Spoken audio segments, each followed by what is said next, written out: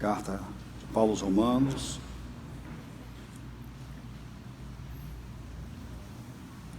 no capítulo 15, de 1 a 7. Nós, que somos fortes, devemos suportar as fraquezas dos fracos e não agradar a nós mesmos. Cada um de nós deve agradar ao seu próximo para o bem dele, a fim de edificá-lo. Pois também Cristo não agradou a si próprio, mas, como está escrito, os insultos daqueles que te insultam caíram sobre mim.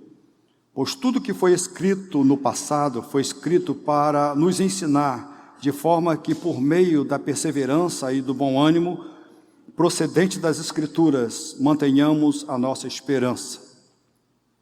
O Deus que concede perseverança e ânimo deles um espírito de unidade, segundo Cristo Jesus, para que com um só coração e uma só voz vocês glorifiquem a Deus e Pai de nosso Senhor Jesus Cristo. Portanto, aceitem-se uns aos outros da mesma forma que Cristo os aceitou, a fim de que vocês glorifiquem a Deus. Vamos orar. Querido, nós estamos diante do Senhor e nós estamos diante da palavra do Senhor. Nós queremos ouvir o Senhor nos falar. Por isso, ajuda-nos, ó Deus, apesar das nossas limitações naturais, seja da questão mesmo da nossa dificuldade, limitação física, seja das limitações causadas pelo pecado em nossa mente. Nós pedimos que, apesar dessas situações, que o Senhor nos ajude a entender a palavra e entender também a vontade do Senhor para as nossas vidas. Ó Deus, que as palavras da minha boca e a meditação do meu coração sejam agradáveis a Ti, Senhor, rocha minha e libertador meu, no nome de Jesus. Amém. Nós estamos estudando a carta aos Romanos, carta escrita pelo apóstolo Paulo, a cidade, aquela igreja situada na capital do império. Ele não conhecia aquela igreja, ele conhecia alguns membros da igreja, através de suas viagens, mas ele não conhecia aquela igreja. Ele estava pretendendo visitar essa igreja, porque a intenção de Paulo era missionária. Ele queria pregar o evangelho na Espanha, alcançar as pessoas que não conheciam o evangelho na Espanha. Então ele escreve essa carta para apresentar o evangelho, o seu evangelho, porque haviam falsas notícias a respeito do apóstolo Paulo. Ele era difamado. Então, quanto ao seu evangelho, então ele escreve para falar do evangelho e também para convocar a igreja, para encorajar a igreja, para fazer um trabalho unido para levar o evangelho até a Espanha. Então ele queria esse suporte da igreja. Mas ele aproveita para tratar também de assuntos concernentes a relacionamentos na igreja. E ele vai estar fazendo isso capítulo 12 em diante, especialmente capítulo 14 e 15. Ele está falando sobre relacionamentos na igreja. A primeira parte da carta, Paulo fala sobre o que Deus fez pelos romanos crentes em Cristo Jesus. Que Deus fez. Ele vai falar da doutrina da justificação. Falou que todos estavam debaixo do pecado, todos eram transgressores da lei de Deus e sem nenhuma esperança de salvação, mas Deus providenciou salvação por meio de Jesus, do seu próprio Filho. Então Paulo explica isso na primeira parte da carta, capítulo de 1 a 11. E a partir do capítulo 12, ele vai dizer: agora, vocês que foram alvos da graça, da misericórdia de Deus, que foram salvos, como vocês devem viver? É a parte prática da carta. Então, ele diz que eles deveriam, pelas misericórdias de Deus, já que eles foram alvos da misericórdia de Deus, se oferecer como um sacrifício vivo, santo e agradável a Deus. Disse que este é o culto racional deles e que eles não deveriam se amoldar ao padrão do mundo, mas se transformar pela renovação da mente, para que fossem capazes de experimentar e comprovar a boa, agradável e perfeita vontade de Deus. Essa palavra para eles e é uma palavra para nós também, para nós.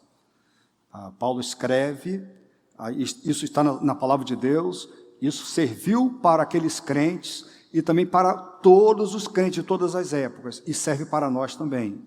Nós precisamos entender o que o Senhor deseja aqui. Havia um problema de relacionamento na igreja. A igreja era composta de duas raças diferentes. Havia os judeus e os gentios, aqueles que não eram judeus. Os judeus tinham os seus costumes, segundo a lei, a dieta que eles seguiam, também a valorização dos dias santos, os dias separados para isso. E eles não conseguiram entender que em Cristo essas coisas já não existiam mais, essas coisas se cumpriram em Cristo. Não havia mais necessidade daqueles esforços que eles tinham para se manter a santidade por coisas externas. Não havia mais necessidade disso. Então, tinha irmãos na igreja, crentes em Cristo Jesus, que achavam que para servir a Deus, para agradar a Deus, para honrar a Deus, eles tinham que evitar determinada comida. Ou eles não podiam, algumas festas, eles deveriam fazer distinção entre um dia e o outro. E outros, tanto judeus quanto gentios, não tinham problema, já tinham entendido a questão de que essas coisas já faziam parte do passado. Paulo, então, ele classifica esses dois grupos em fortes e fracos. Os fortes, e ele se inclui nesse grupo, a gente vai ver aqui no primeiro versículo do capítulo 15, eram aqueles que já entenderam que essas coisas coisas do passado, que isso não tinha mais não havia nenhum vigor nisso. Não havia nenhuma virtude na igreja obedecer esses dias. Então, e outros supervalorizavam isso. Então, eram coisas de consciência. Um achava assim, se eu beber isso, eu vou estar pecando, se eu tomar isso. A minha consciência, ela não permite, ela me acusa se eu beber isso.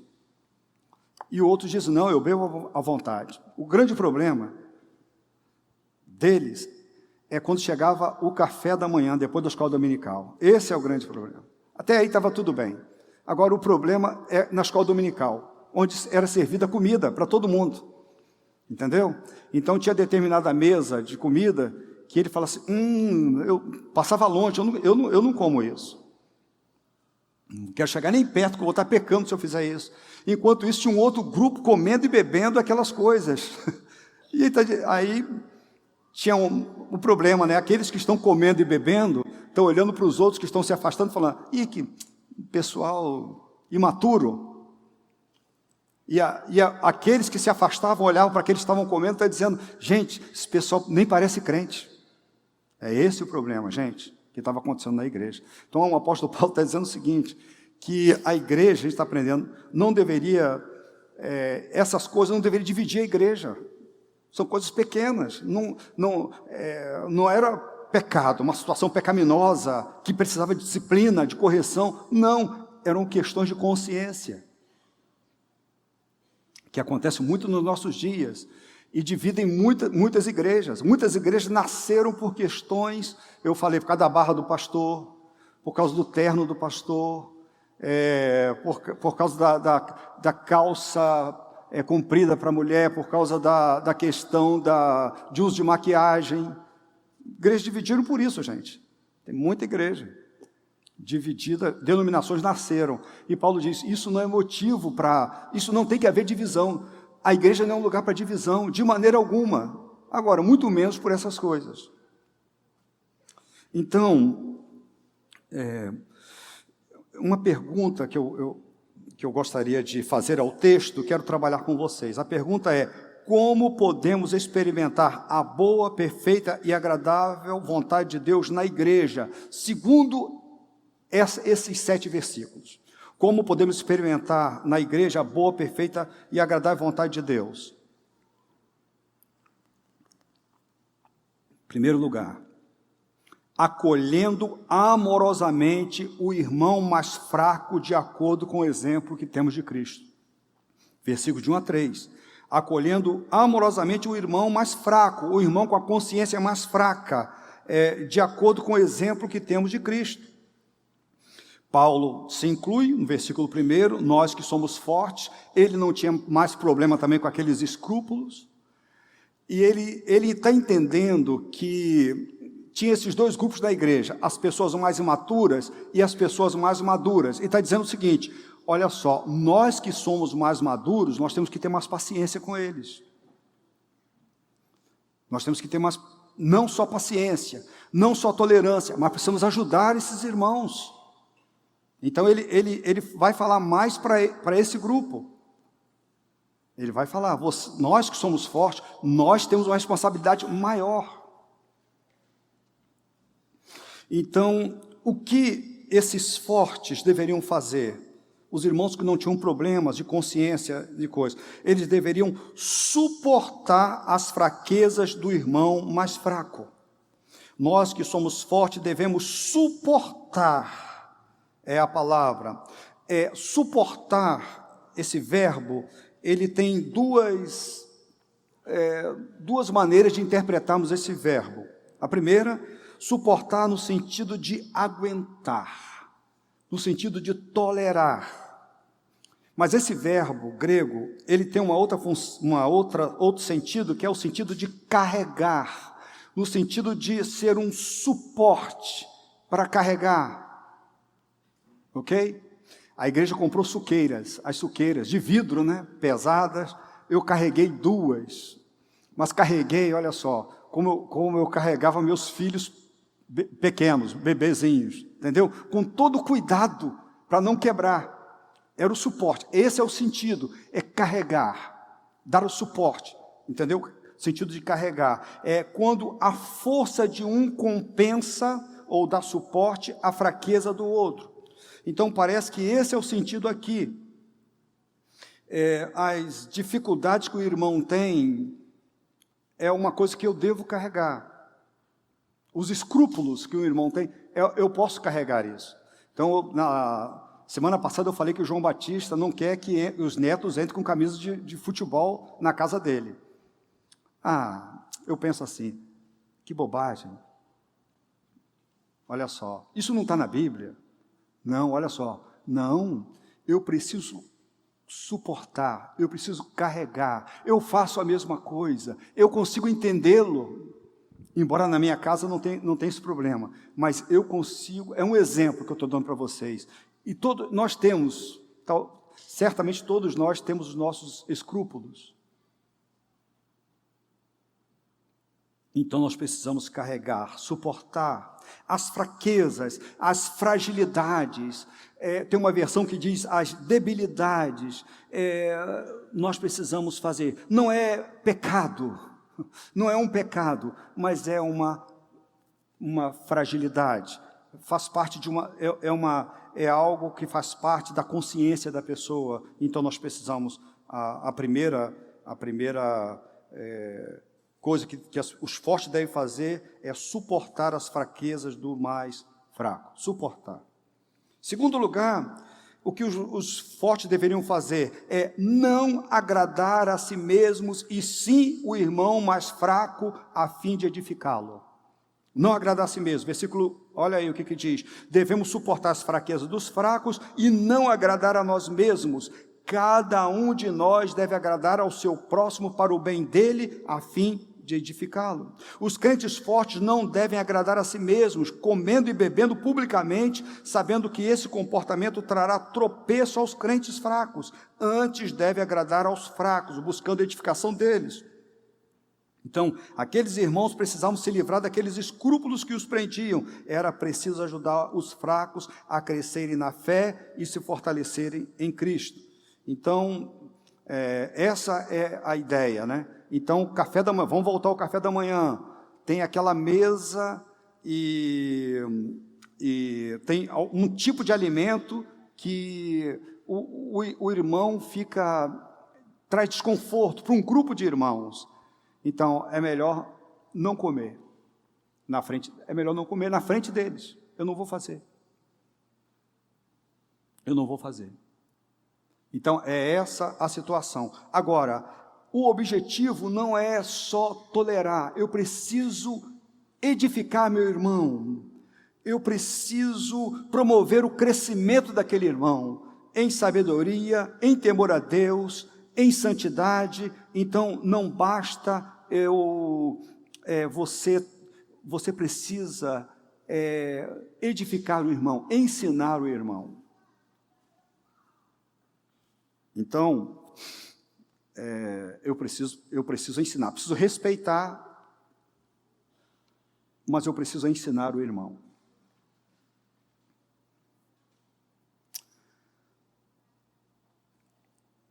Terceiro lugar, o que os fortes deveriam fazer, ou que não deveriam fazer aqui neste caso, não deveriam perder o exemplo de Cristo de volta. Porque ele diz no versículo 3, pois também Cristo não agradou a si próprio, mas como está escrito, os insultos daqueles que te insultam caíram sobre mim. Então, nenhum sacrifício que a gente faz por amor a um irmão, deixando de fazer alguma coisa, se equipara ao que Cristo fez por nós. Eu lembro de Filipenses capítulo 2. Jesus estava lá com Deus, na eternidade. Ele criou todas as coisas. Agora, havia necessidade de um Redentor. Jesus, então, obedece ao Pai e voluntariamente decide virar gente. Se tornou escravo, servo. Ele submeteu-se à morte, e morte de cruz. Aí a minha pergunta é, se Jesus agradasse a Ele mesmo, hein, Joel? Será que Ele deixaria a glória para vir? Ele pensar só nele. Esse é o argumento que Paulo está usando. Se Jesus pensasse só nele, Ele viria? Não, Ele não pensou nele, pensou em nós. Pensou no Pai, obedecendo ao Pai, na glória do Pai, mas também Ele veio para nos salvar. Ele não pensou em si mesmo. Então tem aquela mãe, né?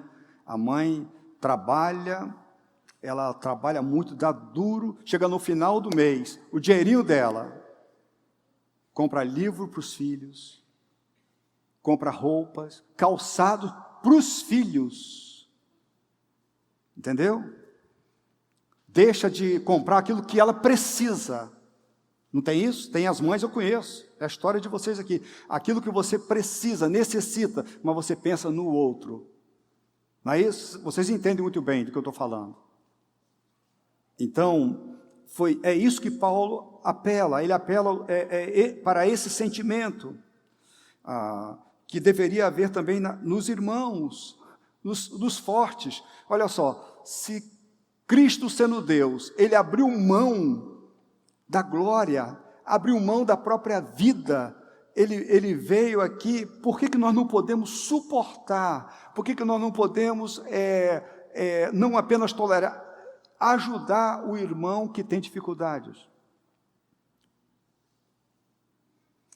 E ele cita um versículo do Salmo 69, versículo 9, dizendo, Salmo de Davi, um salmo messiânico, um salmo que apontava para Jesus, pois o zelo pela tua casa me consome, é um texto bem usado no Novo Testamento, mas diz, e os insultos daqueles que te insultaram caem sobre mim.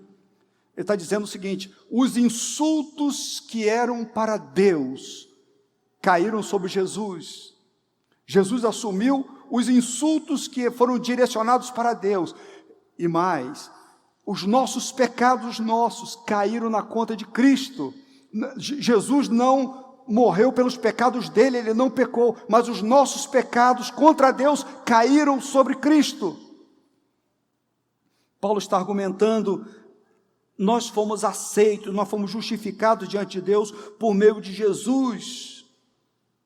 Assim também nós devemos agora exercitar esta mútua aceitação na igreja. Isso levará tanto os fortes quanto os fracos a juntos glorificarem a Deus. Então na igreja, se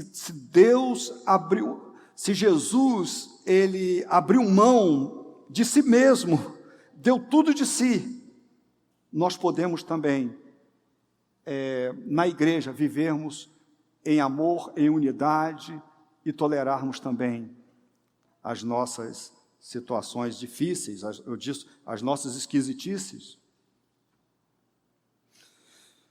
Como podemos experimentar a boa, perfeita e agradável vontade de Deus na igreja? Em primeiro lugar, acolhendo amorosamente o irmão mais fraco, de acordo com o exemplo de Cristo. E, em segundo lugar, priorizando a palavra de Deus na vida. Priorizando, está no versículo 4. Olha o que a Bíblia diz. Pois tudo que foi escrito no passado foi escrito para nos ensinar, de forma que por meio da perseverança e do bom ânimo procedente das Escrituras, mantenhamos a nossa esperança. Então, nós precisamos reconhecer que toda a Bíblia foi dada para o nosso ensino. Olha aí, pois tudo que foi escrito no passado, está falando do Antigo Testamento, foi escrito para nos ensinar, para o nosso ensino. Paulo, escrevendo lá em 2 Timóteo, capítulo 3, versículos 16 e 17, ele diz, toda Escritura é inspirada por Deus e útil para o ensino. A mesma palavra grega usada aqui em Romanos, capítulo 15, versículo 4, é a mesma palavra que ele usa aqui para ensino. A palavra de Deus, ela é inspirada por Deus, a origem da palavra é o próprio Deus, e ela é útil para o ensino, ou seja, para a instrução, mas também para a repreensão, para verificar, para provar, verificar, para testar algo. Também para correção, significa que ela restaura o erro, ela traz o errado para o caminho certo. A Bíblia é usada para isso. Nós estamos fazendo coisas erradas, muitas vezes, aí ouvimos a palavra, lemos a palavra e diz, não, eu preciso corrigir isso na minha vida. A palavra de Deus nos ajuda a corrigir. Também para instrução na justiça. Ela nos faz crescer em retidão. E Paulo diz para que o homem de Deus seja apto, ou seja, provido, suprido, completo para toda boa obra, para todo serviço. Então, nós precisamos reconhecer que toda a Bíblia nos foi dada para o nosso ensino. O nosso ensino. Precisamos reconhecer a atualidade dos ensinos da palavra de Deus, pois tudo que foi escrito no passado foi escrito para nos ensinar. Então a Bíblia é um livro antigo, muito antigo, mas ela foi nos dada, o Senhor nos deu para nos ensinar. Então por isso que vocês estão aqui hoje, para estudar a Bíblia. Nós estudamos nosso grupo de comunhão, a Bíblia. Alguém disse, e é verdade, que a Bíblia ela é mais atual do que o jornal que será escrito amanhã, ou que vai ser publicado amanhã. A Bíblia é mais atual. A Bíblia é atual para a nossa vida. Precisamos reconhecer que os ensinos que brotam das Escrituras nos fortalecem. Olha o versículo 4. Pois tudo que foi escrito no passado foi escrito para nos ensinar, de forma que por meio da perseverança.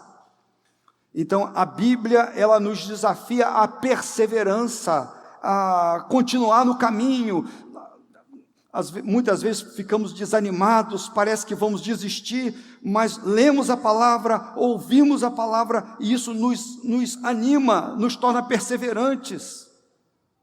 A Bíblia nos traz bom ânimo também, ela nos anima.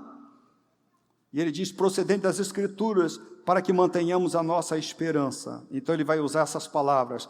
A palavra de Deus traz perseverança, bom ânimo, e ela mantém a nossa esperança. Aprendemos então perseverança na Bíblia, firmeza, estabilidade, constância, lealdade a Cristo, aquela virtude do crente que não se desvia da sua fé, mesmo diante das maiores provações e sofrimentos, ele continua firme. Alguém que persiste com paciência, com constância, com perseverança, apesar das dificuldades. E aí o pastor Ackley citou em algum momento, não sei se foi na pregação aqui ou durante a semana, a gente conversando, ele falou sobre o pastor Granconato, visitando uma igreja depois de muito tempo. Ele chegou lá e encontrou, muito tempo, ele ficou emocionado que encontrou pessoas que ele tinha conhecido lá no passado, daquela igreja, estavam firmes lá, já velhinhos, né? Ele fala sobre isso. Então aqui na igreja, tem um grupo de fundadores da igreja aqui, membros fundadores, né? Então quem esteve aqui no culto de fundação da igreja, que foi no dia 3 de janeiro de 1987, a igreja foi fundada em 3 de janeiro de 87, aí é interessante que se alguém que chegou no culto e voltar hoje aqui, se estiver no culto, se estiver aqui entre nós, vai ver o irmão Milne aqui, vai ver Joel, Sara, pastor Ackley, Sheila, Dona Nadia, e as filhas, né? Eles estavam, Jonas estava aqui, Jonas estava também. Então, olha só, se alguém chegar aqui, vai ver se Jonas e Silvinha, sabe o que é isso? Ver que esses irmãos perseveraram. Não foi fácil chegar até aqui. Eu sei da luta de vocês, de vários de vocês, né? Vocês enfrentaram momentos difíceis, dificílimos, mas estão aqui hoje, não é isso? A palavra de Deus, ela faz isso, traz perseverança, traz ânimo e também esperança, porque nós nos lembramos das promessas do Senhor e nós nos animamos com as promessas. Então a Bíblia traz esperança. Então é através das Escrituras que o Senhor nos ensina paciência, nos encoraja e nos enche de esperança. Nos enche de esperança. Por isso que nós precisamos estar juntos, unidos, estar juntos na igreja, e não nos desgarrarmos, né? Precisamos estar juntos, unidos, ouvindo a mesma palavra, que é a palavra de Deus, precisamos estar juntos.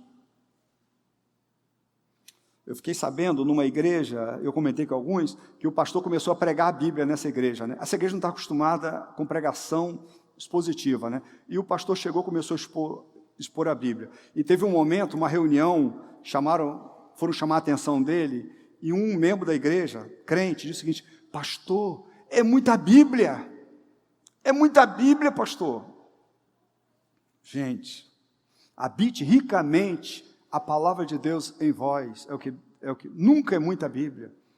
Aqui a gente tem Bíblia, reunião de casais, ministério infantil, nos grupos de comunhão, domingo de manhã, quinta-feira, pregação expositiva de manhã, pregação expositiva domingo à noite. Então, gente, é pouco ainda, precisamos ler a Bíblia todos os dias, porque o que ouvimos do mundo, no mundo nós não ouvimos isso.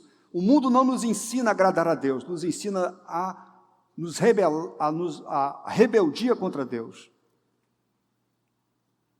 O mundo nos encoraja a nos rebelarmos contra Deus. Precisamos reconhecer também que Deus fala conosco através do seu livro. Olha o versículo 5.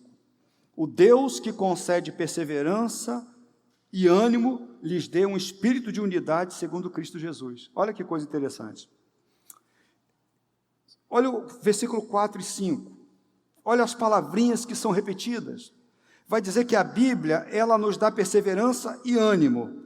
E aqui vai dizer que Deus é quem faz isso. Por quê? Porque a Bíblia é a palavra de Deus. É Deus quem nos dá. Deus nos fala pela sua palavra, pelo seu livro. Na verdade, é o Senhor, quando nós não... na verdade, não foi o papel ou o homem que manteve esses irmãos, ou tem mantido você perseverante, animado e esperançoso. Não, é o próprio Deus, porque é a palavra dele. Como podemos experimentar a boa, perfeita e agradável vontade de Deus na igreja? Primeiro, acolhendo amorosamente o irmão mais fraco, de acordo com o exemplo de Cristo. Segundo, priorizando a palavra de Deus na vida. E em terceiro lugar, glorificando a Deus na igreja. Que é muito interessante que vai falar sobre a questão da unidade. O Senhor, Ele nos concede perseverança e ânimo e nos dá um espírito de unidade. Então, não combina com o povo de Deus uma igreja dividida, com picuinhas, irmão que não aceita o outro, o irmão que não vai na casa do outro, o irmão que não faz uma refeição com o outro, o irmão que não quer sentar perto do outro. Isso não combina, porque Deus nos deu unidade. A unidade honra a Deus. A unidade também, ela é um escândalo quando a igreja não é unida. É um escândalo para o mundo, é um mau testemunho. E também a falta de unidade, ela afeta o culto que prestamos a Deus, corrompe o culto que prestamos a Deus. Como vamos prestar o culto brigados, zangados? Como vamos prestar um culto? Esse culto tem que ser unânime.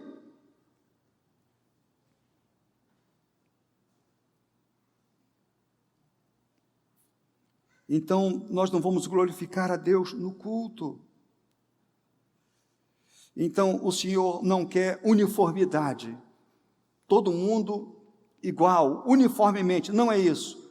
Mas Ele quer unidade mesmo nas diversidades. Porque se quisesse uniformidade, o apóstolo Paulo diria o seguinte: exclui os fracos, ou exclui os fortes. Ele mandaria dividir, ele daria uma ordem, uma sentença, e aí sim ia ter uma uniformidade. Não, ele não diz isso. Ele vai dizer, nessas diferenças que vocês têm, sejam unidos, apesar das diferenças. Então o Senhor quer que nas coisas essenciais pensemos as mesmas coisas. Então, glorificamos a Deus com uma só coração e uma só boca.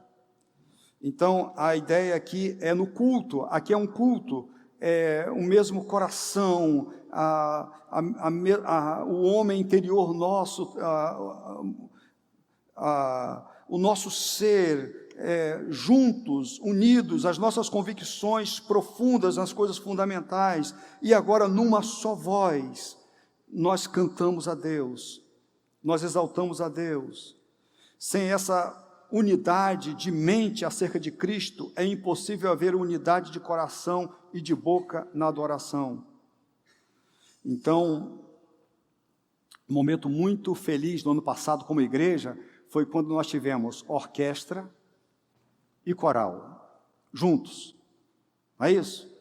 E nós cantamos juntos também, né? Tem orquestra e coral, uma harmonia, não é? A gente ouve a orquestra, tem vários instrumentos, mas a gente ouve uma coisa só, não é? Há uma harmonia, e no coral também. Então o Senhor, o que Ele quer, o que Ele deseja, é que, embora tenhamos diferenças, que nós formemos um grande coral, que haja aceitação de um para com o outro, e que formemos assim um grande coral. como os instrumentos de uma grande orquestra, sob a direção de um maestro. Assim, o Espírito Santo harmoniza as vidas dos membros da Igreja de Cristo.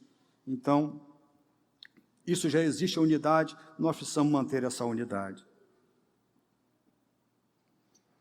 Quando glorificamos a Deus na igreja, quando acolhemos uns aos outros, versículo 7. Portanto, é uma conclusão, aceitem-se uns aos outros da mesma forma como Cristo os aceitou, a fim de que vocês glorifiquem a Deus. Portanto, é a conclusão, aceitem-se uns aos outros da mesma forma como Cristo os aceitou, a fim de que vocês glorifiquem a Deus. Aceitar significa tomar para si, tomar como companheiro, tomar pela mão a fim de pôr ao lado, receber em casa, conceder acesso ao coração, acolher em amizade. É isso que a Bíblia diz. Aceite o irmão.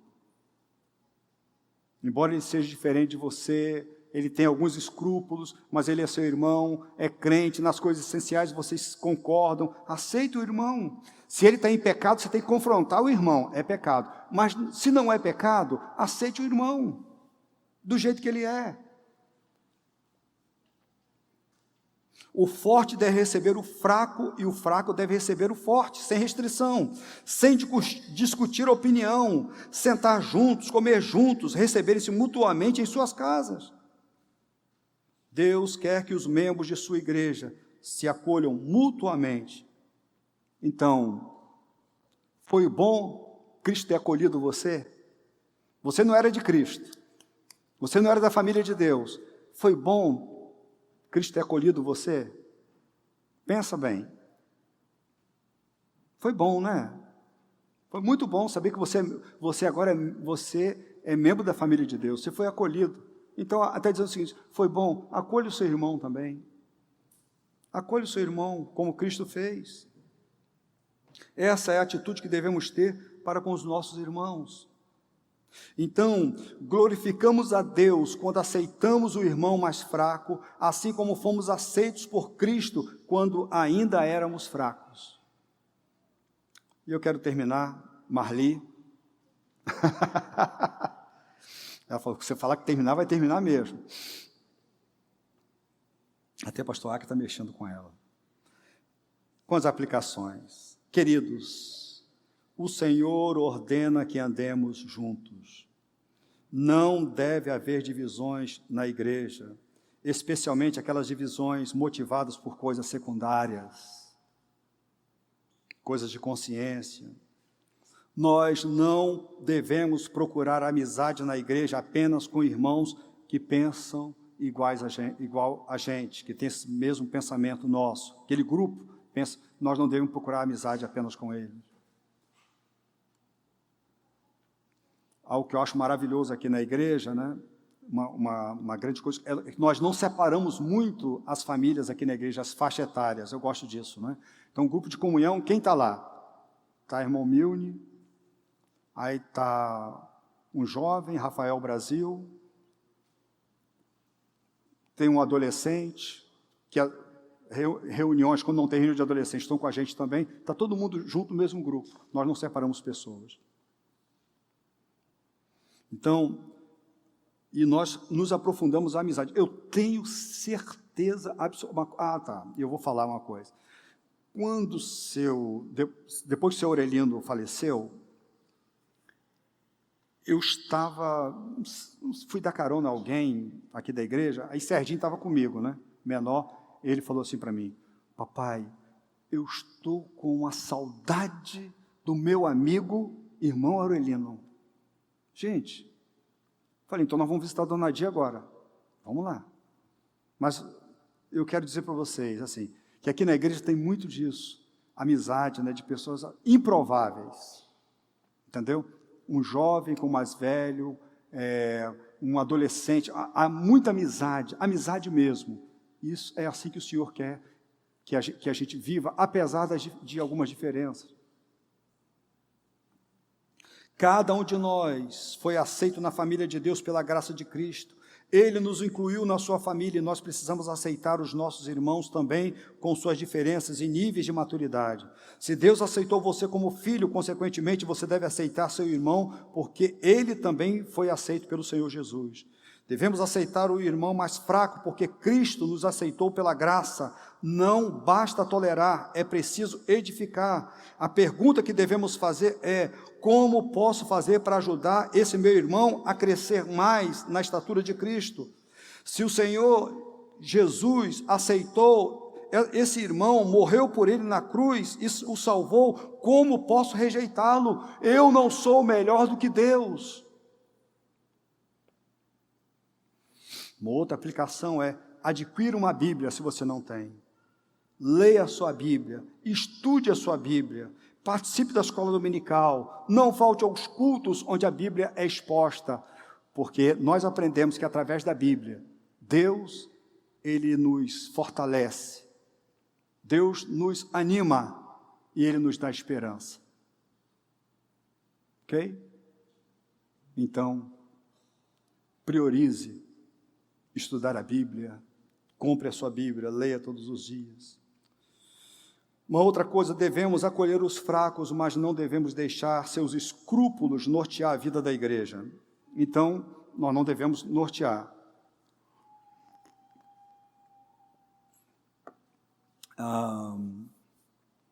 Tem muitos irmãos que vêm participar do culto com a gente aqui, tomam um choque enorme, porque a igreja se reúne numa quadra. Ela vem no domingo, a igreja está no culto, e ela volta segunda-feira, talvez procurando o culto, e aqui está cheio de crianças jogando bola aqui. Né, Bagé? Aí tem gente que fica, isso é um sacrilégio, né? O templo, a casa de Deus e tal. Então, olha só, é possível que, quando nós fizemos isso aqui, tivesse alguns irmãos que tinham dificuldade com isso também. É possível que irmãos tenham dificuldade com isso aqui. Entendeu? Mas olha só, a igreja, nós sabemos que não. A Bíblia diz que a igreja somos nós. A igreja não é prédio, a igreja é gente. Ok? Então, pensando nisso, não tem lugar mais sagrado do que aqui é sagrado, aqui então na plataforma é um lugar mais sagrado ainda.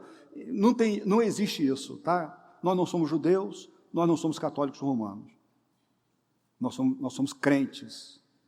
Ok? Então, aqui não é templo de Jerusalém. Por isso que essa ideia de templo, eu falo auditório.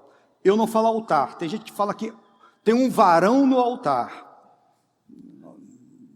Gente, isso aqui não é altar, gente. Isso aqui é uma plataforma. Não tem sacrifício aqui. Entendeu? Já morreu, Cristo morreu. Eu não vou ser sacrificado. Aqui não é altar. Aí também não é templo. Templo somos nós. Aqui é um auditório. Então, onde eu quero chegar é o seguinte: mesmo tendo irmãos pensando, eu acho que não deveríamos fazer assim, nós fizemos. Porque nós não podemos deixar os escrúpulos nortear a vida da igreja. Então, alguém pensa assim: eu acho um absurdo a igreja ter uma mesa de ping-pong. A igreja tem. Nós compramos. O irmão tem para si mesmo. Na minha casa não entra. Ele pode dizer, mas nós não deixamos os escrúpulos nortearem a vida da igreja. Ok? Queridos, sem paciência e o conforto da palavra de Deus, que a palavra de Deus traz ao nosso coração, estaremos como o resto do mundo, sem esperança. E por último, agora acabou mesmo, Arli. Por último, é muita pretensão apelar para que um homem aceite a Cristo. O tempo todo está falando de que é Deus que nos aceita, que nós fomos aceitos em Cristo. Está falando que nós devemos aceitar o irmão, mas é muita prepotência, muita falta de falar que nós devemos aceitar a Cristo. Lembra que o forte devia aceitar o fraco? Então, olha só, quem aceita a gente, meus irmãos, é o Senhor, não somos nós que aceitamos Ele. Por isso que lá em Atos 17:30 diz, mas Deus, não levando em conta os tempos de ignorância, manda, ordena, agora, que todos os homens em todo lugar se arrependam. É ordem, não é? Eu não quero Deus. Eu não aceito. Olha só, Deus manda. Se você não aceita, se você não se arrepender, essa é a palavra boa. Se você não se arrepender, vai ser um problema gravíssimo que você... É um problema e será um problema gravíssimo para a sua vida. Mas olha só, a ordem de Deus é que você se arrependa e creia. Ele aceita pessoas que se arrependeram e creem. Ele só aceita pessoas que se arrependeram e creram. Então, eu acho uma arrogância muito bem quando a gente tem que dizer para uma pessoa que ela tem que aceitar Jesus. Aceita Jesus. É como se ele fosse o fraquinho. Nós somos os fortes. Ele é o fraquinho. Não. Você precisa se arrepender para ser aceito por ele. Ele é o mais forte. Tá certo, queridos? Que o Senhor nos ajude e nos dê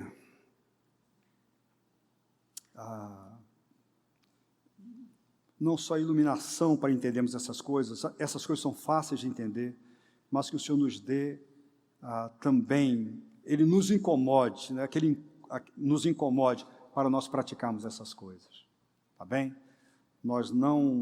É pecado a gente excluir irmãos, porque eles pensam diferente da gente em coisas que não são fundamentais. Excluir da vida, né? Rejeitar, rotular, isso é pecado. E se você luta com um pecado desse, eu quero encorajar você a se arrepender diante de Deus, e assim como você foi aceito por Cristo, que você aceite seus irmãos também, da maneira como eles são. Que o Senhor nos ajude. Vamos ficar de pé? Alguém diria, ele vai dizer, vamos ficar de pé, porque eu também estou. Peguei você. Entendeu? Peguei você. O seu menino ficou lá. Aí, ó, o pecador. Irmão Mione. Muito querido, né? Muito querido. Muito querido. Que coisa boa. Vamos orar. Pastor Acre, pode orar, pastor Acre, para nós? Onde tem o microfone? Tem aí? Pedi pastor Acre, só você alcançaria também. Pedisse Miriam, tadinha. Só você. Pedindo a Deus por isso, né? Coisa mais linda, indescritível, a unidade da igreja, né? A união da igreja, a unidade da igreja, esse amor tolerante, não só tolerante, mas que não só tolera, mas quer ajudar a pessoa.